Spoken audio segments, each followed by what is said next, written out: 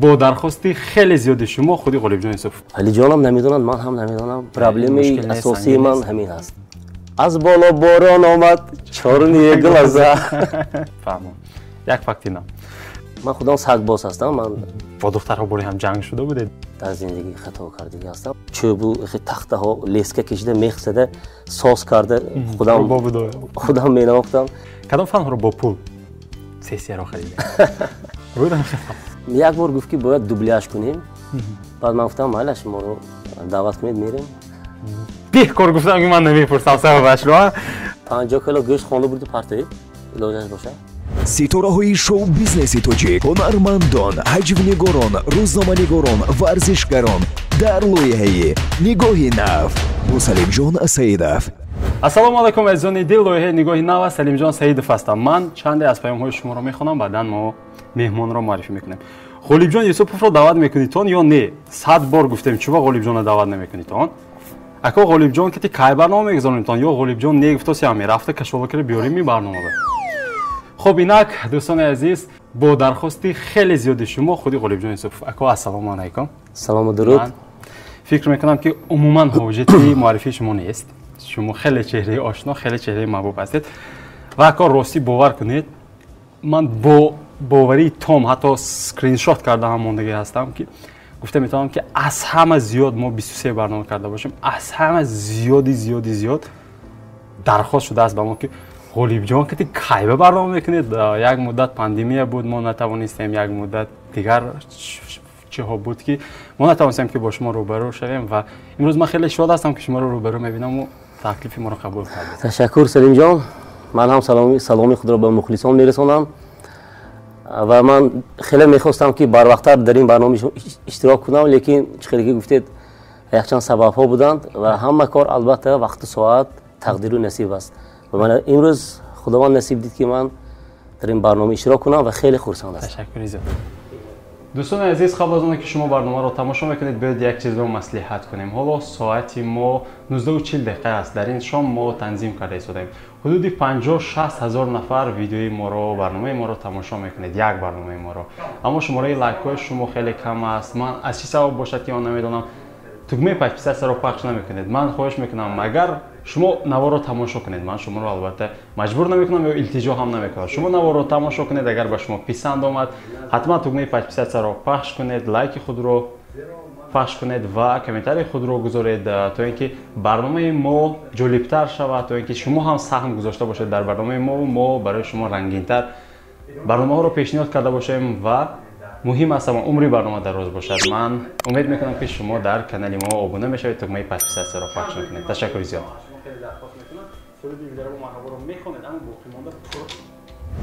من اولین سوال رو اینگونه واگذار کردم بودم که چرا ما چند مرتبه شما رو دعوت کردیم و تاخیر گذاشتید برنامه پسند هست یا نیست گفتنی بودم. ببینید من این سوال رو نمیگذارم برای شما. اگر اجازه دید شکل و رفتی برنامه رو کوتاه برای شما معرفی کنم. چند قسمتی کوتاه داره.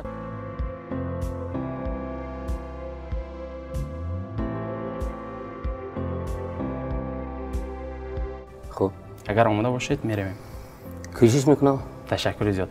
اما اولین سوال رو من میخوام که معمولی برای شما بگذار کنم. سوالی معمولی که از شما پرسیدن. گروه احسان من خطا نکنم سال 2001 یا 2 از جانب خود شما تأسیس یافته بود.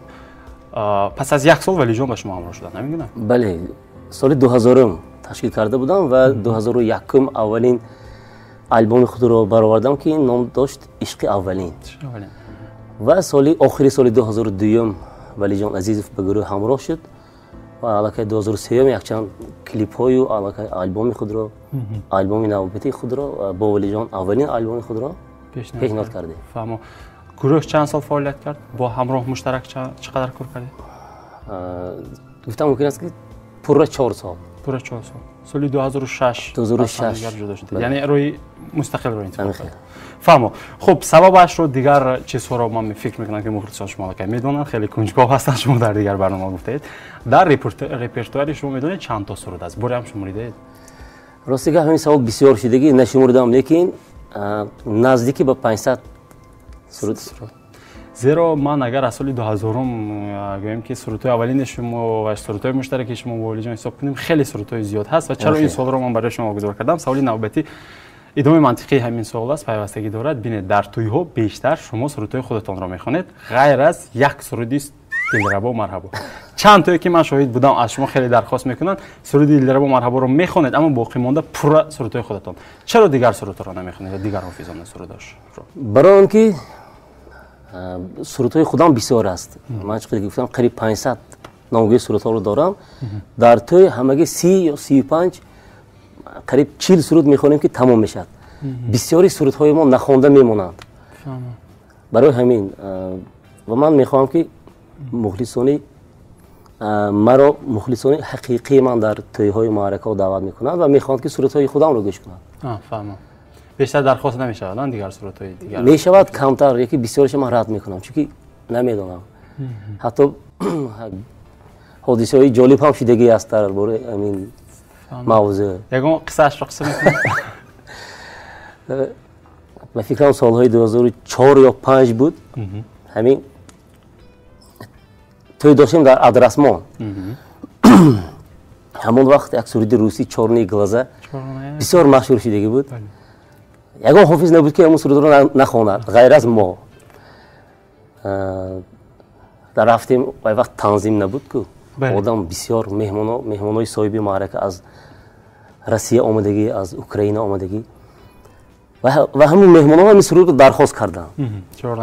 چورنی گلازه. من این سرود رو در حیاتم یک دو بار گوش کردگی نخواندم. ولی جانم نمیدونند من هم نمیدونم. بسیار آمده صاحب معرکه التماس کرد که من پیشی مهمانان به پادید شرمنده نکن. من خیلی گفتم باید از پلیجین برآمد خیر. بعد نوازنده گفتم آهنگش میتونید میتونه خود هیرش میدونم وقتا کار نباشه.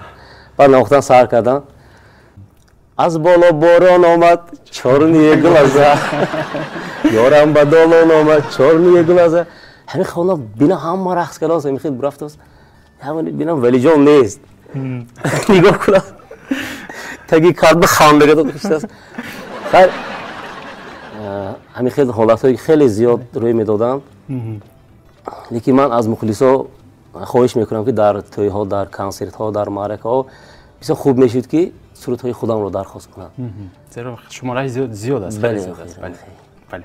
چرا نه. خب تشکر. من فکر میکنم اون نفرانی که خیلی میخواستم به این سوال پاسخ گیرن گرفتن. زیرا من خودم هم شاهد بودم اکو در چند توی ها سرودهای خودتان سرودهای رقصی من نمیگم که سرودهای یگان مشکلی نیست سرودهای خودتان بود بیشتر اما یک سرودی دلربا مرحبا رو ما از شما شنیدم در چند توی اما دیگر سرودها نبود. ما بعضی سرودهای خلقی هستند که باید اون سرودها رو خوانیم مثلا چه مناجات یا که یگان مستحضات همین سرودها رو بعضا کلانسالا تکلیف میکنن اینها رو ما البته در رپرتوری خودمون داریم. فهمم. بله با صدای خودتان تشکر زیاد. خب غالب جان اکو سوال از پهلوی دیگر شما با کودکان امکاناتشان محدود توجه زیاد دارید در کنسرت هایتان من خطا نکنم همیشه هست یک نفری که مثلا شما با همراه ایشان سرود مشترک میخوانید. بله. با یک نفر کودکی داره امکانات محدود. خب مقصد از این چی است گفته میتونید برای ما و چرا بیشتر شما به ایشان توجه دارید؟ ولی چشمانی کم دارم علم دارم با دل گردابی غم دارم علم دارم با دل گردابی غم دارم تو اصلا غم مخور دادر برای آنکه آنها هم همانندی همه آدمان حقوق دارند که در صحنه ها برآمد کنند در کنسرت ها اشتراک کنند همچون تماشابین همچون بعضا صنعتکار وقتی آنها میگن که من هم میخوام سرایانده شم یا که همراهی شما دویت خوانم من البته همه آنها رو گفته آنها رو اجرا کرد نمیتونم لیکن به حد امکان کوشش میکنم که مثلا یک نفر خیلی استعداد داشته باشد همون بچه رو گرفته مثلا در بعضی کنسرت ها میتونم همراه سرود خوانیم. یعنی نقص جسمانی گناه نیست دل باید که پاک باشد. باید گناهکار نیست که. بله. لیکن بعضا همین خیلی بچه ها هست که بسیار با استعداد است. تشکر زیاد. خب من یک نوارا شاهد بودم. فیلم نام به فکرم اگر خطا نکنم اشک جدایی نام داشت. در رولکش شما اشتراک کردید. تقدیر اون فیلم چی شده که؟ شده است یا شد 2017 هم ثبت شدگی بود. من 3 سال شد.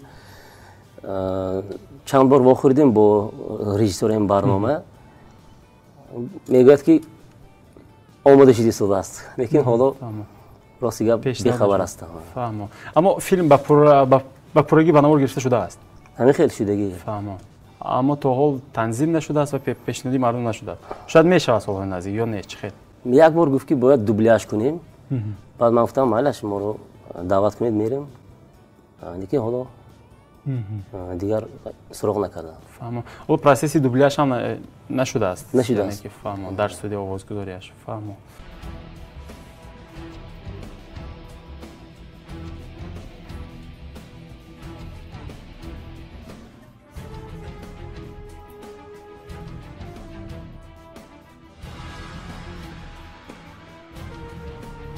خب یک سوال میدهم معمولی و آبشسته است. این سوال رو شاید که خیلی زیاد شنیده باشید. و شما اصلا چی الهام میبخشد؟ دو خیلی حالت است که به انسان الهام میبخشد. وقتی که سخت خرسند باشد و وقتی که سخت غمگین باشد. مثلا صورت‌های غمگین، صورت‌های سست، صورت‌های مثلا درباره مادر، پدر یا که عشقی در وقت غمگین ایجاد می‌شود. دیگران رو نمیدونم، شخصا من همین خیلی هستم. صورت‌های شوخ، مثلا خیلی صورت‌های رقصی در وقت خرسندی، مثلا یگون معرکه نقض گذشت، یگون کنسرت بسیار خوب و خرسند گذشت، یگون در همون کنسرت یگون دختری که زیبا رو دیدم که خیلی خوشرو رقص میکرد. من میتونم در واسه همون دخترک یک صورت ایجاد کنم. فهمم. بعضا میشه که در توی‌ها ببینید موردی که شما توی گذرانده ایستادید و گفتید که الهامتان اومد، همون در میشود که مثلا به سرتون بیت میاد یا مصرع میاد، در تلفنتون زمید که اون مینویسید یگان حالت میشه که در توی بعضا سرود ایجاد میشد متنش موسیقی حتی شدگی است که من در همون توی در همون موسیقی که سرود رفتی شده است همون سرود به همراه کرده خواندگی هستم سرودی نو رو نوازنده حیران میشه که این سرود نبود از کجا پیدا شد. همین شدگی هم هست. حتی فهمم. این رو شما قصداً خودتون کرده اید یا یک بار خودش رفته موند؟ همین خیلی الهام میاد که من گفتم که همون حالتی میشد که همه چیز میاد برای از یاد نبرآمدن یا که باید ثبت میشد که من میتونم از نواربردار رو گیرم همون رو بعد دوامش رو در خانه ایجاد کنم. فهمم. طریق ایمپروویزاسیونی میرود. فهمم. بهترین، تشکر. خب شما در مسابقه ذکر میکنید که بیماری انگین دارید و سوال من این گونه است. ما اینجا در بالا از انگین از توی حرف زدیم. از انگین حرف زدیم، گپ رو هم بینید. از توی حرف زدیم.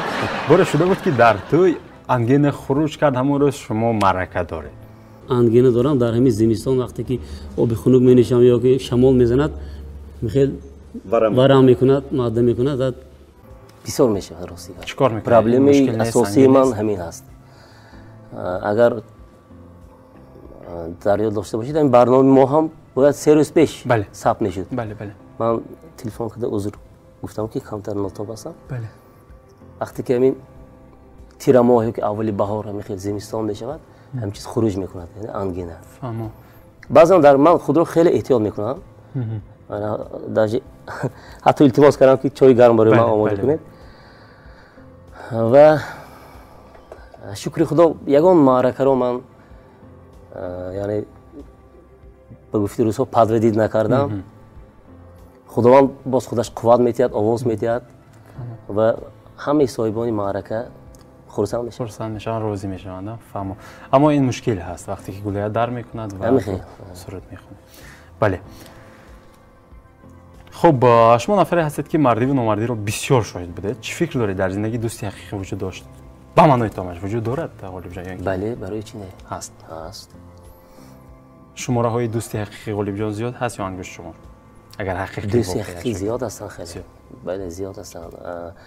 وقتی که یک انسان نسبت شما خیانت میکند، نامردی میکند، نباید دیگرها رو گناهکار کرد. خیلی هستن بعضی نفرانی که خیلی ناتوان بین هستند یا که یک عمر دوستی کردگی در آخر خیانت میکنند. خیلی فهمم. اما دوستان دوست واقعی زیاد هم به فکر شما. بله. فهمم. چه فکر دارید مثلا هست اندیشه که دوست رو در لحظه خرسندی میشناسند میگویند گروهی از انسان ها و گروهی میگن که در لحظه غمگینی، مثلا میگن که اگر تو غمگین باشی در روز مصیبتت هر نفر میتواند بیاید به روی یکی گریه کند اما در دل خنده کند بیند مصیبتی تو رو. دوستی حقیقی باید که در خرسندی باشد که در کنارت خندد میگن، اما بعضی گروه ها میگن که در سختی باید دوست رو سنجید. شما چی میگید؟ همین دوم واریانتش راست است به فکر من. در سختی در سختی. چونکی مثلا در سختی برای آدم مثلا یگان مبلغ در کوشیده میماند یا التماس میکنید که یگان کار میفرمایید یگان چی میکنید، همون وقت معلوم میشد که وای از توی دل دوست است یا نه. فهمم. یعنی وقتی که انسان به نفر اعتماد احتیاج پیدا میکند و میخواد که با او اعتماد کند. فهمم. خب بینید ما اطلاعی دریافتیم که شما به تجارت نیز مشغول هستید. نمیگم چگونه تجارت است؟ بله کم کم لیکن مخفی است. مخفی است. رکلام نمیکنید؟ نه حالا نه. فهمم. اما فرصت میشد که آن رو شما بتوانید روی راست کنید. فهمم. یک فکت اینا. خب یک سوال میدم. تنها نخندید و زنگوله رو خواهید پخش کنید. به فکر شما گربه داناتر است یا سگ؟ سگ داناتر است. برای چی؟ برای اینکه من خودم سگ باز هستم. من سگ دارید در خانه؟ بله دو سه سگ های خیلی کلانی بزرگ دارم و سگ ها رو خیلی دوست می‌دارم. فهمم. من سگ ها رو همین خیلی ناز یعنی خصلت آنها رو میدونم که حتی بعضی انسان ها ندارن خصلت سگ رو، چون سگ خیانت نمیکند. میگن وفا رو از سگ باید آموخت. بله همین خیلی. فهمم. بهترین تشکر. خب حقیقت غالب جان ببینید یک سوال برای شما گذار میکنم. کمی به تاریخ سفر میکنیم. کودکی شما چگونه سپری شده است و کدام لحظه کودکی رو همیشه به یاد میارید ذوق میکنید؟ هست این گونه حالت؟ من در دوره شوروی تولد شده هستم. سال 1981 و وقتی که کودک بودم 5 سال 6 سال بودم گفتم ممکن بود که دوره های طلاگی بود. یعنی زندگی همه ناز بود، خوب بود. خیلی دوره شوروی چه بود؟ بله. کم کم در یاد دارم دوره های باغچه بچگان میرفتیم اون وقتا. وقتی که بعد از پاش خوردن اتحاد شوروی کمتر زندگی وزنی‌تر شد، مشکل‌تر شد و گفتم ممکن است که هر خیل نمودی زندگی رو من اثر گذرانده هستم. بله. و ناوابسته از همه همین من کودکی خود رو خیلی خوب و جالب گذرانده هستم، چون که ما در خانه ما در لبی دریا بود. در بهار و تابستان ها ما با مای قپی، با آب بازی، با هر خیلی بازی های شوق آور مشغول میشدیم و لحظه خاطرمان همین است که ما با دادرهای و عمک بچه ها پسرهای عمه همه می آمدن، ما همه قریب که پسر بودیم. یعنی دختر جنسی مقابل نبود کم بود. ما یک گروهی استرادی تشکیل کرده بودیم با یک وی خود همین چی میگوید با یک عشق کودکانه گفتم ممکن است که همون وقت هم من راهبر گروه میشدم. من یک اسباب ضربی میساختم، اودرنی اینسترومنت، بعد خیلی با چوب خیلی تخته ها لیسکه کشیده میخ زده ساز کرده خودم مینواختم. بعد دایره تشکیل میکردیم. همین خیلی انسامبل میشد که افسوس میکنم که همون وقت ویدیو کامera نبود یا که تلفن ها نبود. ولی باور کنید بسیار یک صمیمی بود. حاضر بچه‌ها چه خیلی پلنشیت بازی میکنند و کامپیوتر و چیو از اون ما دیگر خیلی بود. بازی ریالی بود که نه؟ ریالی بود. فهمم. بهتره. اصلا بچه شوخ بودید یا چه خیلی؟ این قدر هم شوخم میامد. فهمم. مناسبتتون با جنسی مقابل در دوران مکتب چه بود؟ با دخترها مثلا بیشتر به شما اعتماد داشتن یا مثلا با دخترها باری هم جنگ شده بودید در دوره مکتبی چگونه بود؟ هر یک جوان میخواد که به همسیفانش به دخترها مخول شود. این چیز طبیعی است. بله. چیز طبیعی است. در همه جوان دیده میشه و در همه دخترها هم نیست هست. بله. و ягон бор бо ягон духтарҳо ҷанг накардем. Ман албатта бо ҳамсинфону бо яъне ҳаммактабон меҳрубон будем. маро асар дӯст медоштам, барои он ки ман дар ҳамун чорабинаҳои мактабию ҳатто дар боғчаҳо баромад мекардам, суруд мекардам. яъне ба шумо аз ҳамон давра ниёз доштан, аз ниёз эҳтиром мекардам, на? фаҳмо. беҳтарин, ташаккур. Хуб, биёед каме гӯем ки мавзӯъро дигар мекунем. Агар имконияти тағйир додани гузашта мебуд, аввалин дараҷа чӣ чизро шумо ивоз мекардед? Тасаввур кардем ки ин фаразӣ аст. дар зиндагӣ ҳар як одам хатогӣ дорад, албатта. ман ҳам бевосита дар зиндагӣ хато кардагӣ ҳастам. ман шояд ҳамонро ислоҳ мекардам. Хатогиҳоро? бале. албатта ин тақдири пешонӣ буд. лекин ба ҳар ҳол афсӯс ки бар намегардад. аммо бехато ҳам намешавад ако. ҳамин бехато ҳам бемазмун мешавад охир ҳаёти мо. агар мо хато накарда фақат ҳамеша корамон бехато бошад, чӣ гуна бар ҳаёт мешавад? ин хатогӣ аст ки одам ислоҳ мешавад ва роҳи дурусти зиндагиро интихоб мекунад. зиндагии худаш мекӯбад, сила мекунад саратро, гоҳо хуб карда роҳ ба роҳат рост карда мемонад. ташаккур. хуб, тасаввур кардем ки агар шумо 5 чизро, ҳамагӣ 5 чизро ҳамроҳатон гирифтанро медоштед, касҳо не, инсонҳо не, инҷо дар мавриди ашёҳо меравад. кадом чизҳоро шумо интихоб мекардед? 5 то чиз. бинед. чиз яъне предмет? бале, предмет. ё ки ягон ашё предмет. аслан либос буда метавонад, ягон предмете ки 5 чиз метавонед ки шумо ҳамроҳатон гиред. чӣ чизҳоро интихоб мекардед? он 5 чизе ки шумо гуфта истодед, ба фикрам ман аллакай дорам ҳамашро. чӣ чизҳо буд? шукри худо мекунам. хайр, барои одамизод чӣ дар кор? вақте ки шумо предмет мегӯед, чиз мегӯед, ин албатта хона аст. албатта либоси хуб аст, нақлиёти хуб аст, телефони мобилӣ ҳаст, таҷҳизоти техникӣ, хуб, компютер аст, ва телевизор. фаҳмо, таҷҳизоти техникӣ. беҳтарин, ташаккур. холибиҷон, бинед, чӣ фикр доред? масалан, вақте ки шумо ҳамроҳ сурудҳои муштарак мехонед бо валиҷон, сабк дигар буд. вақте ки дар алоҳидагӣ шумо иҷоз сар кардед, сабки шумо ба фикри ман, ин албатта шахси ман тамоман дигар шуд. чаро? барои он ки стил мегӯянд як хел намеистад. яъне як вақтҳо буд ки фақат сурудҳои эронӣ мехонданд ҳама. сурудҳои эронӣ ва як муҳите шуд ки фақат эстрадӣ. ҳамон вақте ки мо гурӯҳи эҳсонро яъне ташкил карда будем, ҳамон вақт сурудҳои халқӣ қариб ки дар ягон ҷо ҷавонҳо гӯш намекарданд, дар тӯйҳо фақат эстрадӣ кам буд, кам дар назар мерасид. вақте ки аллакай мо роҳи худро дар алоҳидагӣ яъне пеша кардем, ҳамон вақт аллакай талабот ба сурудҳои миллӣ бисёр шуданд ва ман ба репертури худ камкам сурудҳои миллӣ дар ягон суруд масалан асбобҳои мусиқии миллӣ ворид кардам. пас фурсати фаро расидааст ки мо бояд нигаҳдорандаи мусиқии миллӣ, сурудҳои халқӣ бошем ва давомдиҳандаи сурудҳои халқӣ. бале, охир ман худам ки шашмақом хондаги ҳастам. шашмақом ин шоҳсутуни санъати осиёи миёна гӯям, ман хато намекунем. фаҳмо, ташаккури зиёд. хуб, охирон савол аз қисмати нигоҳи нав медиҳам, баъдан мегзорем ба қисмати шарт. аз кадом фанҳо баҳои ду мегирифтед? химия. химия, фанҳои дақиқ.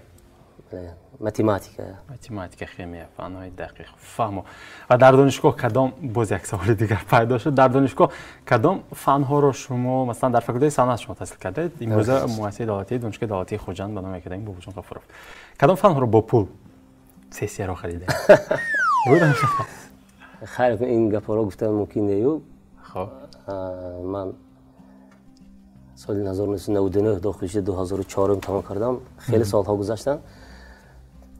ҳамин баъзе фанҳо буд ки рости гап барои хондан вақт надоштем. масалан фани таърих аслан ҳамин буд. шояд маблағ медодем. хобсори гадесидан валиҷон. фанҳои ҷамъиятшиносӣ, яъне ки таърих ба монанди фалсафа, сиёсатшиносӣ, фанҳои ҷамъиятшиносӣ ки ба ихтисоси шумо алоқаманд набуданд. барои он ки мо хеле вақти худро дар ихтисоси худ сарф мекардем. навозиши ягон асбоб ёки сурудхони ягон азёд кардем. ман 6 мақом тамом кардаги ҳастам. барои ҳамон سرطان ششم‌ها خیلی مشکل کو فهمم. برای اذیت کردنش وقتی زیاد میگرفت به تیار کردن دیگر درس شاید وقت نبود. فهم جامعه شناسی بهترین. تشکر زیاد. با همین قسمی اولی برنامه ما رو جنبش میکنیم. ما قسمت‌های دیگر در پیش از سیزن دل شرط. خب اکای غالب جان، شرط پیش از شرط من باید برای شما یک سوال بگذارم. اصلا در خانه کی بزرگ میکند؟ بعضا میشد که خودتون بزرگ کنید. بعضا نه. بسیاری مورد. در بسیار مورد خودم چون که حالی فرزندم من خرد هستم برای همون خودتون بزرگ میکنید. همین خیلی خودم. با بازار هم میرود غالب جان یا نه؟ با بازار نه. از مغازه ها. فهمم. بیاد این طور میکنه نباشه. شرط این گونه است. مثلا باید که از ارد فروش، روغن فروش، گوشت فروش نمیدونم یا سیمنت فروش عموما محصولاتی که برای روزگار ضرور است یا برای ساختمان ضرور است فرق ندارد و چیزی که باشه. باید از اونها زنگ میزنید. انا همون میخواهش میکنید که همون محصولات رو یک مقداری معین، نه مقداری کلان باید باشد. گویید که همون مقداری بزرگ رو سراغ من فلان است. بخونه سراغ رو نگوید همان بخونه من میبیاری بله. و موقعیت رو من بهتر دراز میکنم. چی میشه؟ میکنیم همین کار؟ میمالش. خب باکی با کدام فروشنده زنگ میزنید؟ کدام اصلش کدام تلفنی رقم های کی رو داره شما؟ شماره که رقم های خرید همین اون که شما گفتید دارم. بیاید با یک خاصاب زنگ میزنیم. خاصاب گوشت اصلا چیزی قیمت. خب رفتیم من چیزی ضروری از زندگی. یک برادر دارم شریف جان. خیلی قصابی ماهر است. که یک زنگ زنیم چی میگن؟ فقط تنها با بلندگویی میمونه که ما صدایشان رو شنویم. تلفنتون رو با میکروفون ما نزدیکتر میگیرید.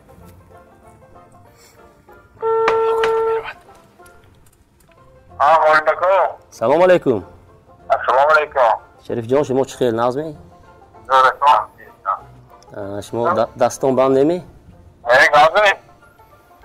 یک شما به التماس هم بود. همین امروز می پگه به گو کشیدگر یک 50 کیلو گوشت خانده بود پرتایید علاجش باشه؟ مالش می؟ همیشه برسه زور میشه دیگه؟ لخم می یا استخوانور می؟ لخم دیگه استخوانی چا میکنید؟ گرمه نگاش ما روی ما چخره گره که ما لباز ریم خیلی ای رحمتی کنم ولی مبلغش چه مبلغش؟ کی بیتی هم؟ مبلغش مینونت نه چای بیتی 2068 دیدم میشه بهتره گرم نیست شریف جان رحمتی کنم برای من چخره خدمت کرده که چوی هم با خدمت بگه من شما چخه پول نگوشم ای هزار رحمت باور کنید حاضر ما برنامه نگاه نو زنگ استفاده شما به حاضر پیش مخلص ها برسایم سری مرا بلند کردید دستگیری کردید رحمتی کنم من شیخی کردم البته گرد نه سکم من هم توی هم میبرم شما برای من توی هم بیپو هم به خدمت کرده که شما من قربان نکنم رحمت هزار رحمت شریف جان یک سورندی پدری خوشوه کرده با یک خانه دیگه بودر اصلا شما برنامه نگاه نو رو میبینید اکای شریف جان؟ اصلا برنامه ما رو نگاه نو رو شما میبینید؟ البته میبینیم اکا بهترین یگارت هم تو میشنیم اکی غازی ها میدونن یک گوشت منازه میبینیم قسمی میخوریم فهمو بهترین نصیب و بخشی با اشتراک غالب جان یوسفوف را حتما تماشا کنید خیلی جالب میشود اکسکلوزیو نیم سلامت باشید تشکر مالا شریف جان هزار رحمت خوب سلامت باشید تشکر زیاد که از حالت یک نکرده برآمدید حاضر اگر میگفتند که حاضر گوشت قیمت شده گیده که من نمیدونم میگفتند لیکن من باوری دارم که شخصانی که ما زنگ میزنم نه نمیگه این رد نمیکنند فهمم چی درخواست چی خواهش نباشه همین خیر فهمم نو واسه از اون که من خدمت کردم نکردم لیکن من با اون شخصانی که دوستی میکنم که اونها همیشه تیار هستن که خدمت شما دستگیری کنن و برعکس شما هم دستگیری میکنید البته تو میتونم دستگیری میکنم بهترین تشکر زیاد که یک بخش دیگر سپری شد اما حالا شما جواب نیست ما شما رو بازار یافتیم میگن که مهمان با اجازه خودش میاد اما با اجازه میزبان میرود از این لحاظ به شما اجازه نیست که بخش دیگری ما بلیتس هست 10 سوال خیلی کوتاه با 2 واریانت هست و 3 چیز هست خیلی ساده است شما تنها ها یا نگویان جواب میدید ما میگذاریم به بخش دیگر اگر خدا باشید میرویم تنها انتخاب کنید برای من کفایه است. من نمیپرسم که چرا این رو انتخاب کردید یا چرا انتخاب نکردید. گذشته یا آینده اکو؟ آینده البته. آینده. زمانوی یا خلقی؟ خلقی. خلقی. سه سراینده. میتوانیم برای از تاجیکستان میتوانیم از داخل کنیم. احمد ظاهر. احمد ظاهر. جوربک مرادوف. جوربک مرادوف. کرامت الله قربان. کرامت الله قربان استاد. خب بهترین تشکر. عشق یا دوستی؟ دوستی. دوستی. از دوره عشق گذشته جان. خب بیزنس یا شو بیزنس؟ البته بیزنس. بیزنس. بهترین بهکار گفتم که من نمیپرسم سببش رو. خب تشکر. نام سه سرود. سرود خودم باشد. بگذار. چرا؟ سلام مادر. سلام مادر. سلام مادر. از پدر دعاگیر. از پدر دعاگیر. و عاشقی. عاشقی. تشکر زیاد. قصر جوانان یا کاخ رودکی؟ قصر جوانان. قصر جوانان. خب که اولین کنسرت ما در همونجا بود. فهم. بهتره. صبح یا شام کار؟ هر دو. هر دو. بیشتر کدامش شما دوست می‌دارید؟ مثلا الهام کدام وقت میاد؟ الهام نمیگوید که من شام هم یا صبح هم. اما بعضا میشود که مثلا انسان میتونه صبح رو دوست می‌دارد. یک روزی نه یا مثلا یک روز نهایت سپری شد کارها پسی سر شدن میگه یا میگه که باز به یک روزی نرسیدیم.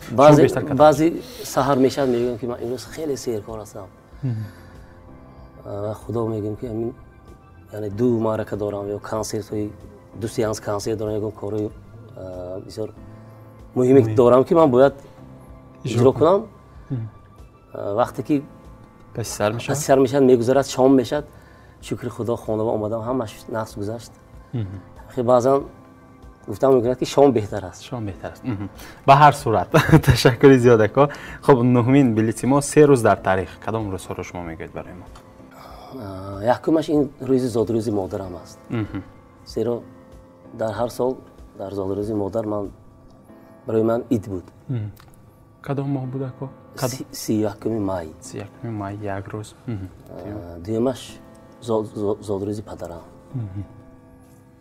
و سوم روز اینکه اولین بار من فرزنددار شدم. روزی فراموش نشده. فهم. بهترین تشکر.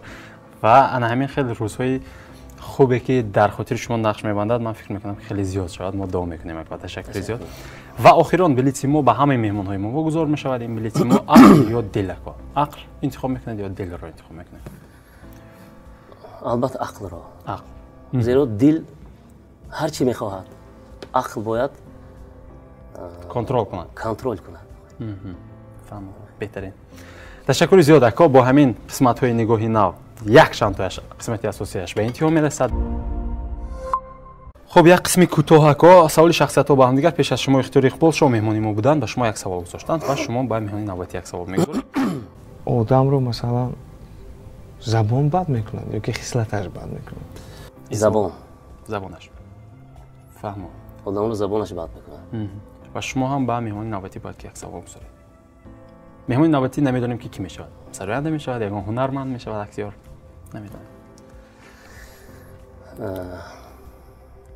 من راستی که سوال دادن رو خیلی دوست نمیدونم. بیشتر پاسخ میگم میدونم.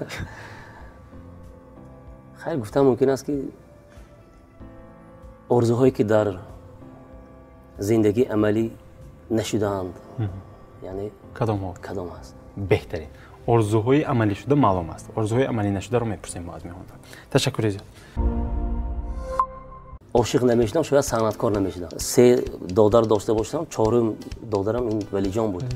ولی جان کتی تلفن کتی کی آخرین بار میخواستم همین سوال با من شود. افتخار بود اگر اسکندر خاندار راضی شود من با اون کس دویت کنم. این برای من در بالای ولسیپد همین سوره رو ایجاد کرده. اون دوره هایی که سوال دادید که در بالا عاشق شده اید یا نه و گفتند که با هم دیگر پیوست کنید مضمون میبره. زنک آماده گفتن که دیگه سرودتون اسم شما نه. بعضی تو آماده 2 روز خوب کردید. نه پگاه با الکه با توی بود. ما رو تعریف میکنم. شاید ترک صحنه کنم نه تنها سرود خواندن حتی سلام کردن برای ما بسیار افتخاری بزرگ است. به یک دخترک عاشق شده بودم و بعدی مادر بر سری من آسمان آمد فرو. دوستان عزیز از میونه که صحبت ما با اکای غالب جان خیلی زیاد هست. حالا ما خیلی میخوایم که صحبت کنیم. قسمتی سوال ها از مخلصان رو شما میتوانید که خودی پگاه روز یکشنبه ساعت 8:00 به وقت تاجیکستان از یوتیوب ما تماشا کرده باشید و همچنین از یوتیوب کانال خودی غالب جان یوسفوف. دوستان عزیز обуна шав ютуб канали нигоҳи нав барои шумо барномаҳояшро бо ситораҳои шоу бизнеси тоҷик, ҳунармандон, ҳаҷвнигорон, рӯзноманигорон ва нафарони муваффақу соҳибдил пешниҳод месозад. мусоҳиба бо формати нав, фактҳои нав, саволҳои ғайриоддӣ, ҳолатҳои хандаовар, ҳазл, шартҳои ҷолиб бо ситорагон ва дигар навгониҳо дар лоиҳаи нигоҳи нав. ба канали мо обуна шав, аз зиндагии нафарони муваффақ бархурдор бош.